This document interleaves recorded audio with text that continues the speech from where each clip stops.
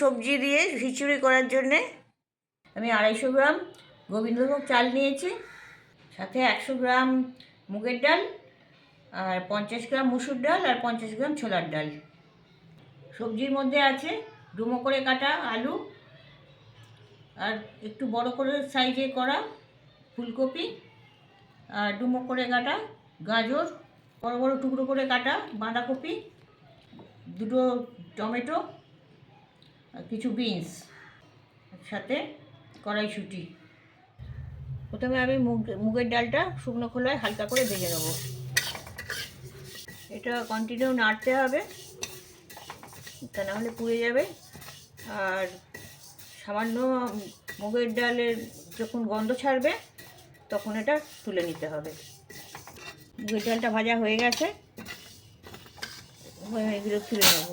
বড় টেবিল চামচ 5 চামচ তেল দিচ্ছি, কিছু চিনেবাদাম এতে ভেজে নিচ্ছি হালকা করে। আপনারা নারকেল কুচিও দিতে পারেন এর সাথে। বাদামগুলো ভাজা হয়ে গেছে, তুলে নিচ্ছি। ফুলকপিগুলো ভেজে নিচ্ছি। ফুলকপিগুলো একটু লালচে করে ভাজবো। ফুলকপিগুলো লালচে করে ভাজা হয়ে গেছে, এগুলো আমি তুলে নিচ্ছি। ওরা আরও 2 টেবিল চামচ আমি সর্ষের তেল দিচ্ছি। কিছু ফোড়ন দিচ্ছি, 2টো তেজপাতা, 2টো শুকনো লঙ্কা, 2 ডালচিনি টুকরো, 3টে ছোটো এলাচ, আর 1 চা চামচ গোটা জিরে। ফোড়নটাকে একটুখানি খড়িয়ে নেবো। আর আমি যে সবজিগুলো কেটে রেখেছি, আলুটা দিয়ে দিচ্ছি প্রথমে। আলুটা একটু সামান্য ভেজে নেব।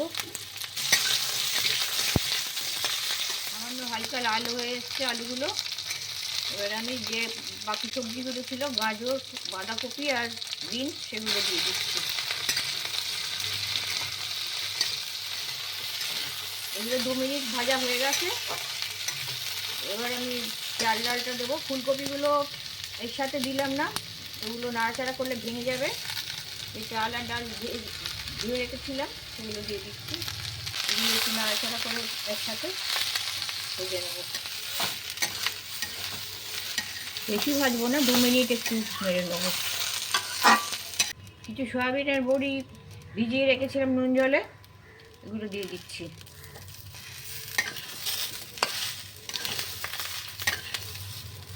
দু মিনিট ভাজা হয়ে গেছে, চালগুলো সাদা সাদা হয়ে এসছে।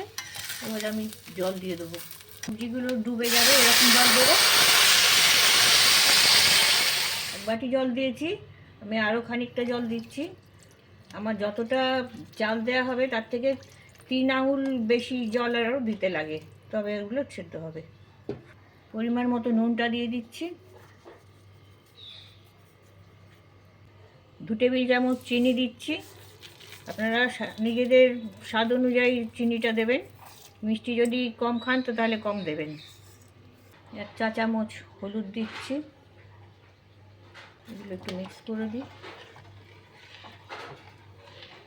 1 টেবিল চামচ আদা দিচ্ছি। টমেটোগুলো কেটে রেখেছিলাম, সেগুলো দিয়ে দিচ্ছি।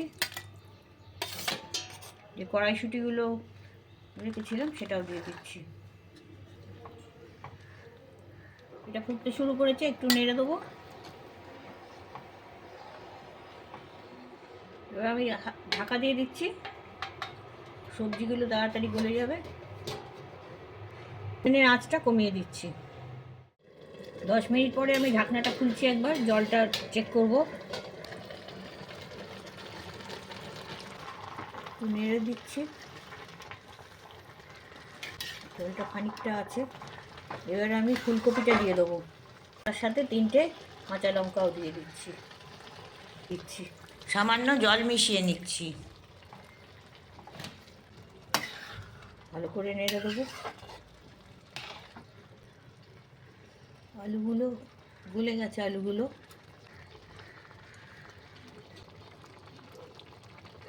চালটা আরেকটু সেদ্ধ করব।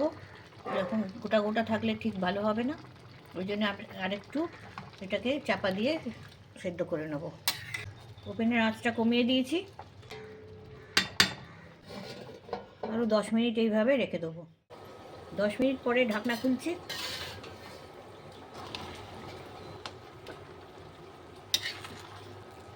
চাল সেদ্ধ হয়ে গেছে, ডালগুলোও সেদ্ধ হয়ে গেছে, জলটাও ঠিক পরিমাণ মতো হয়ে গেছে। এবার আমি যে বাদামগুলো রেখেছিলাম বাদামগুলো এর সঙ্গে দিয়ে দিচ্ছি।